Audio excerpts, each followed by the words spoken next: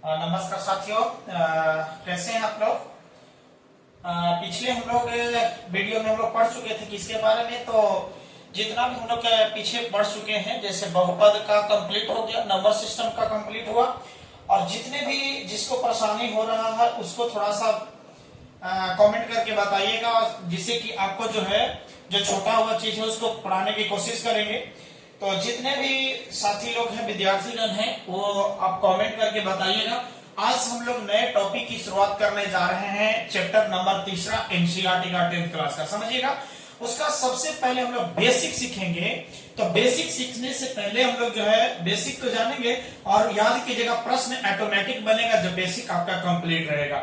तो चलिए आज हम लोग चैप्टर, आप हेडिंग डालेंगे चैप्टर नंबर जो है चैप्टर नंबर 3 डालिएगा। और चैप्टर नंबर जो 3 में आपको सबसे पहले हेडिंग में आपका दिया हुआ है, याद कीजिएगा दो चर वाले, देखिए बहुत इंपॉर्टेंट चैप्टर है। दो चार वाले जो है ना समीकरण का हम लोग बात करने जा रहे हैं। यानी इसी चीज की हम लोग आज शुरू कर रहे हैं। इसकी चर्चा थोड़ा सा हम लोग बहुत गहरा से करने जा रहे हैं। तो इसकी सीख कैसे होगा, जैसे अपने चैप्टर नंबर 2 तक तो पढ़ चुके हैं, आज हम लोग चैप्टर नंबर 3 और एक और बता दें कि ये चीज कंप्लीट होने के बाद में आप लोग का त्रिकोणमिति शुरू करेंगे। याद कीजिएगा, हम आपको पहले भी बताए हैं कि याद कीजिए नंबर सिस्टम और अलजेब्रा जिस बच्चा को क्लियर रहेगा ना, उसको कंफर्म है कि याद कीजिएगा ट्राइगोनोमेट्री हो, जियोमेट्री हो, प्रोबेबिलिटी हो, ये सब कंप्लीट आसानी से हो जाएगा। क्षेत्रमिति हो, बहुत आसान से हो जाएगा। लेकिन आप लोगों ने क्या करते हैं कि मेन जो टॉपिक है उसको छोड़ करके जाते हैं, और दिमाग में रहता है कि अरे भाई त्रिकोणमिति पढ़ाई हो रहा है। तो पहले आप नहीं समझेंगे तब तक आपसे क्लियर नहीं हो सकता है। तो चलिए हम लोग शुरू करने जा रहे हैं चैप्टर नंबर 3। हेडिंग डालिएगा दो चर वाले समीकरण। दो चर वाले समीकरण की बात हम लोग जब करेंगे तो इसको सबसे पहले हेडिंग डालिएगा। आप लोग हेडिंग डालिएगा क्या चीज का, इसका सूख गया क्या, देखिएगा यहां से हेडिंग डालिएगा। पहला नंबर में एक चर वाले रैखिक समीकरण की बात कर रहे हैं। पहले समझिएगा, यानी एक चर वाले, यहां तो पहले है, देखिएगा कैसे दिया है। यहां दिया है कि दो चर वाले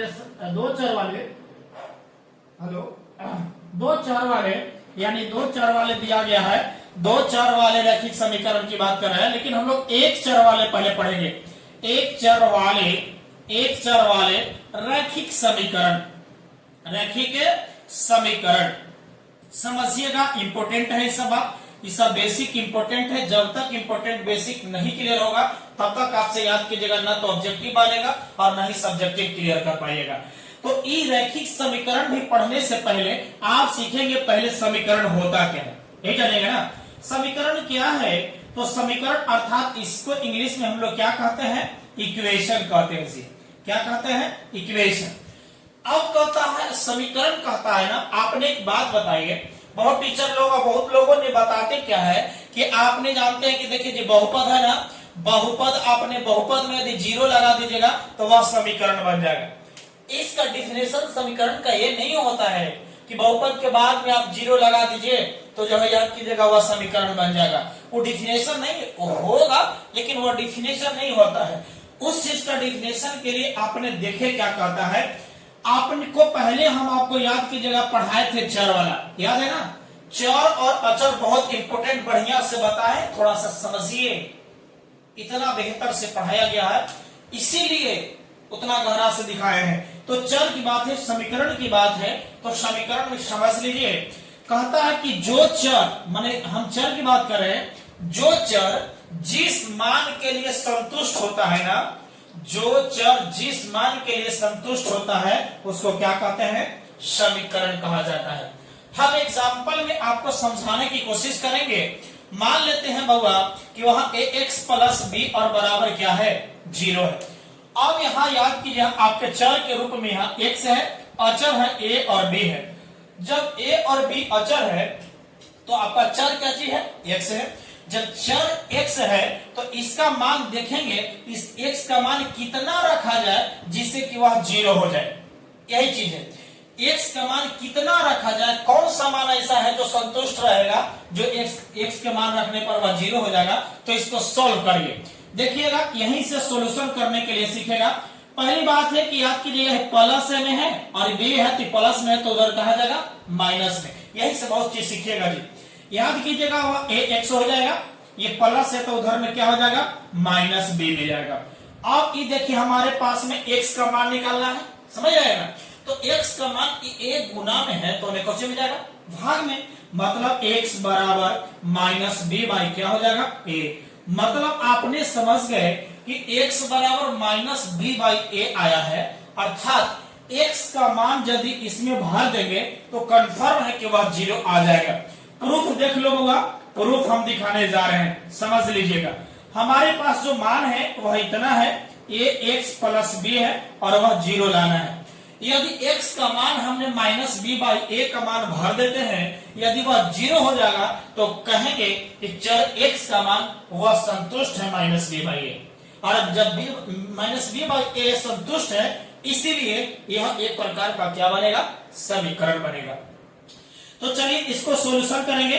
a गुना हो जाएगा x का मान बोलिए बउआ माइनस b बाई a हो जाएगा और प्लस है b तो b रह जाएगा। अब a cancel I, minus b और प्लस b से कट कर करके क्या हो जाएगा 0 आ जाएगा। और जब 0 हो गया एक मतलब है x का मान जो है माइनस b बाई a रहेगा। अब x का मान जब minus b by a complete हो गया, एक मतलब है कि यह एक जो है यह एक प्रकार का समीकरण है जी, यह कौन सी है समीकरण। तो फिर से एक बार समीकरण कंप्लीट कीजिए। जो चर जिस मान के लिए संतुष्ट होता है, जो चर जिस मान के लिए संतुष्ट रहता है उसको चर का ये समीकरण कहते हैं। इसी में देखिए, इसीलिए देखिए डेफिनेशन आप पढ़िएगा ना तो ऑटोमेटिक सब चीज क्लियर होगा। आपने ग्राफ बनाने में बहुत डर लगता है ना, ग्राफ चुटकी में कंप्लीट कीजिएगा। समीकरण हल करना है मतलब चुटकी में आप करिएगा। देखिए शुरू कीजिए, देखिएगा हलों की संख्या निकालने जा रहे हैं। तो यहां से क्लियर हो गया समीकरण का डिफिनेशन। अब आइए इसका, अब आइए तो अब आप कंफर्म हो गया कि लास्ट में यदि हम लोग 0 लगाएंगे तब बनेगा, मतलब बहुपद में 0 ये सीखते हैं ना, याद कीजिएगा, दिमाग में मतलब डिफिनेशन याद कीजिएगा। इसका सबसे पहले हम आपको लिख देंगे व्यापक रूप लिखिएगा। और व्यापक रूप जो होता है समीकरण का तो याद कीजिएगा वह एक चर वाला, चर तो एक ही रहेगा और रैखिक है। रैखिक के मतलब जिसके चर का अधिकतम भाग कितना होगा 1 रहेगा। अब सोचिएगा ax प्लस हो जाएगा b, देखिए a वो चर ले लिए, x के रूप में ले लीजिए, y के रूप में भी रह सकता है। तो अब कंडीशन है कि इसके पावर 1 है, चर है 1 को, और यहाँ a और b बराबर 0। a, b जो है a, b जो है ये डज नॉट इक्वल टू 0, ध्यान दीजिएगा a कभी भी 0 नहीं रहना चाहिए, नहीं तो भी चर खत्म हो जाएगा जी। अब सोचिए a और b जो मान है, a और b जो है वह संख्या है मतलब अचर है, ध्यान से समझिए। अब यहां से क्या इस समीकरण का मान निकाल के देखेंगे कितना हल निकलता है। एक चर वाले रैखिक समीकरण तो पढ़े, हेडिंग डाल दिया व्यापक रूप। अब यहां से हेडिंग डालिए हलों की संख्या, हलों की संख्या समझ लीजिए बाबा क्या है हलों की संख्या। अब इसको हलों की संख्या निकालना है, जब भी हल करने के लिए मिले तो अचर पद का मान निकालिएगा, कंफर्म है कंप्लीट होते चल जाएगा। तो चलिए यहां से काम करेंगे। ax प्लस b और बराबर कोची है होगा 0 है, क्लियर। अब सोचिए कि यह प्लस है तो उधर कोची में जाएगा माइनस में, कंप्लीट है। चलिए तो रह जाएगा ax, क्योंकि x वाला पार्ट पहले रख लीजिए, प्लस है तो माइनस है, कह के जाओ उधर, हमें जरूरत नहीं है तुम्हें, हम अपने साथ वाला को पहले रखेंगे। तो साथ वाला के पहले रख लिया, प्लस है तो उधर माइनस भी हो गया। बताइए a गुना में है, बोला कि अब हटाएंगे जब साथ अकेला अकेला हटाएंगे। आप बताइए कि ए जो है गुना में, बोला कि अब तुम हमारे साथ नहीं रहने लायक हो, अब चले जाइए ना। तो मतलब कि x माने चर बराबर माइनस b और कहता हम गुना में है तो कौची में जाएंगे भाग में। मतलब आपने क्या समझे हैं कि x बराबर माइनस b बाई a, इसके अलावा और कोई भी निकलेगा क्या? कुछ नहीं। इसके एग्जाम्पल भी दिखाएंगे, समझ लीजिए, इसका एग्जाम्पल दिखाने वाले समझ लीजिएगा। तो अब सोचिए x का जो मान है एक ही को मिलेगा, एक और केवल एक हल मिलेगा। लिखेंगे कि अतः एक चर वाले रैखिक समीकरण शॉर्ट लिख रहे हैं, देखिएगा, समीकरण का हलों की संख्या एक और केवल एक होती है, केवल एक होती है। कंप्लीट है। एक और कितना होता है? केवल एक ही रहेगा, बस एक के अलावा और दूसरा कोई मान नहीं होगा। किसका? एक चर वाले रैखिक समीकरण का। चर एक रहेगा और बताइए समीकरण कैसा? रैखिक समीकरण होगा। तो याद कीजिएगा कि कंप्लीट हो गया, एक हल हो गया। इसका एग्जांपल आपने समझ लीजिए।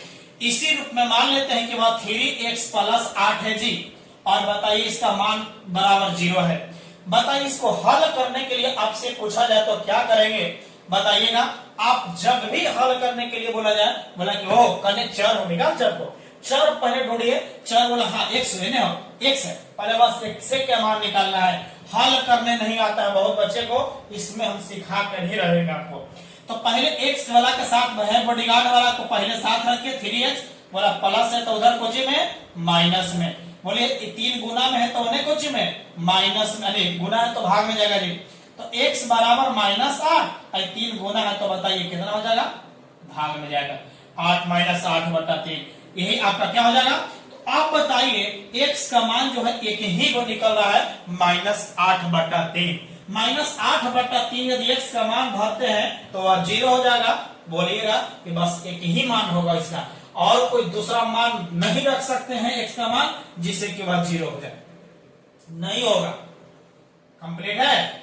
तो अब समझे, ये जो चैप्टर है इस शुरुआत की है एक चर वाले रैखिक समीकरण से, उसके बाद शुरू करेंगे 2 चर वाले। अब की चलेंगे एक चर वाला हुआ, अब की चलेंगे 2 को चर लेंगे, 2 चर वाले रैखिक समीकरण पढ़ने जाएंगे। यही तो सीखना है, पूरा डिटेल आपको करने जा रहे हैं। तो जितने लोग साथी हैं आपने सपोर्ट कीजिए, सब्सक्राइब जरूर कीजिए, जिससे कि आप जो है आपको सॉल्यूशन बहुत बढ़िया से इसमें सीखने वाले हैं। तो चलते हैं अगले वीडियो में। Thank you so much.